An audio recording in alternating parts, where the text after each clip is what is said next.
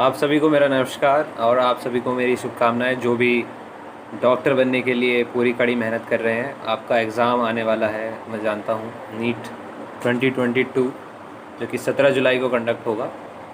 मैं आयुष शर्मा, बिजनौर से, और मैं इस समय लाला लाजपत राय मेडिकल कॉलेज में फ़र्स्ट ईयर मेडिकल स्टूडेंट हूँ।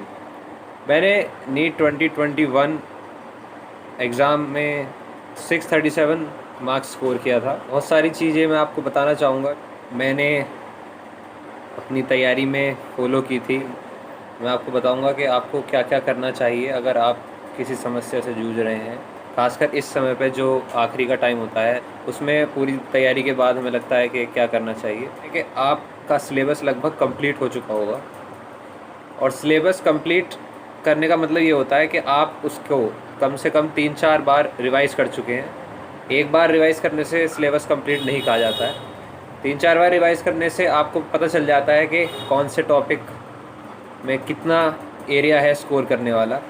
तो अब आपको कुछ ज़्यादा खास करना नहीं होता है, सिर्फ रेगुलर फुल सिलेबस टेस्ट देने होते हैं। किसी भी ऑनलाइन प्लेटफॉर्म की टेस्ट सीरीज़ आप ज्वाइन कर सकते हैं। अंकित सर अपने अलग से टेस्ट कराते हैं, तो मेरा सजेशन होगा कि आप अंकित सर के टेस्ट रेगुलर देते रहें। जाहिर सी बात है, बिजनौर में रहते हैं तो अंकित सर को तो जानते ही होंगे। अंकित सर फिजिक्स के टीचर हैं।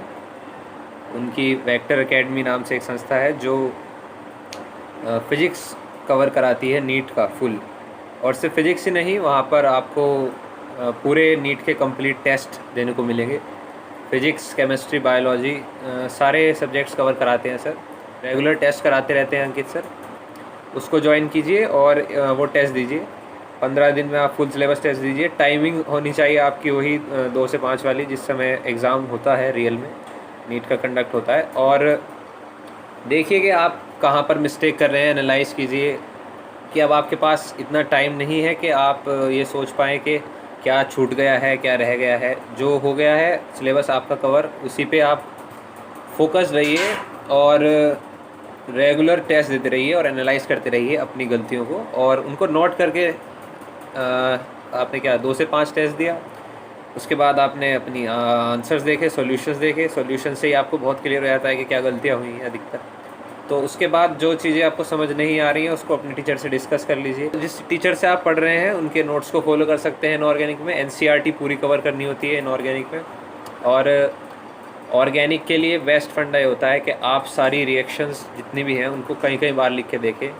मैकेनिज़्म इतना इम्पोर्टेंट नहीं होता है नीट में, वो जेई के एग्ज़ाम के लिए ज़्यादा इंपॉर्टेंट होते हैं। सिर्फ डायरेक्ट फॉरवर्ड क्वेश्चन आते हैं कि इस रिएक्शन के क्या प्रोडक्ट्स बनते हैं, इस रिएक्शन में क्या यूज़ होता है। तो आप एक अलग से सेट बनाकर रिएक्शंस का उनको याद करें। नेम्ड रिएक्शंस खासकर बहुत इंपॉर्टेंट होती हैं नीट पॉइंट ऑफ व्यू से, तो सारी याद करनी होती हैं। और फिज़िक्स के लिए आपको कुछ कहने की ज़रूरत नहीं है, थ्योरी आप अंकित सर से कवर कीजिए। बिजनौर के बेस्ट टीचर हैं, आपको कुछ और देखने की ज़रूरत नहीं पड़ेगी। अब बस आप टेस्ट रेगुलर देते रहें, उससे ये पता चल जाता है कि आप प्रेशर झेल पाएंगे या नहीं जब आपका रियल एग्ज़ाम होगा। तो शुभकामनाएं देता हूं जो नीट 2022 का एग्ज़ाम देने वाले हैं। बहुत बहुत आपके लिए मेरी तरफ से प्रार्थनाएं हैं कि आप सब पढ़ें और अच्छे से एग्ज़ाम क्लियर करें और आए, हमारे कॉलेज में आए, हम इंतज़ार करेंगे आपका। और आज डॉक्टर्स डे है। Happy doctors day to all and thank you very much.